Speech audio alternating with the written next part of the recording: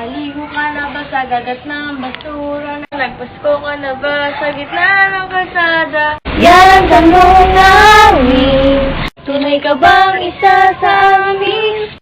Nalaman mo na bang mapapag-aral ka niya? Tutulungan tayo para magkatrabaho. Sa kaya plano ay magkabay tayo.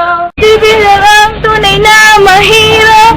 Si Villar ang tunay na may malasakit. Si Villar ang may kakayahan at gumawa ng sariling pangarap. Diba?